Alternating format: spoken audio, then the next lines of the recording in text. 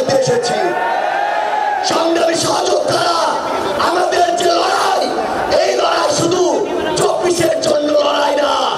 ওই 2009 সালে মিডিয়ার পরিকল্পিত হত্যাকাণ্ডে যাদের হত্যা করা হয়েছে, তার পিছনের প্রত্যেক কুশলীদের সর্বোচ্চ শাস্তি চাওয়ার জন্য আজকে আমরা এই মঞ্চে এসে হাজির হয়েছি।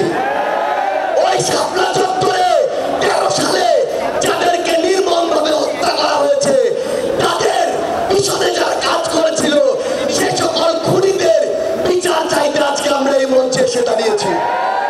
বাংলাদেশের আপামর ছাত্র জনতা, আমাদের সংগ্রামী সহযোদ্ধারা, আমরা শুধু আপনাদের স্পষ্ট করে একটা জিনিস বলি, এই বাংলাদেশে যেমন ইসলাম ফোবিয়ার জায়গা হবে না, ইসলাম বিদ্বেষেরও জায়গা হবে না।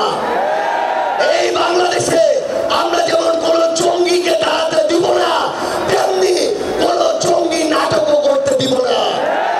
এই বাংলাদেশে সিভিল সোসাইটি নামের কোন দালালকে আর ক্ষমতার চাটুকারিতা করে পার পেতে আমরা দিব না। ইনশাআল্লাহ আপনাদের সাথে আমাদের দেখা হবে সংগ্রামের রাজপথে অথবা বিজয়ে।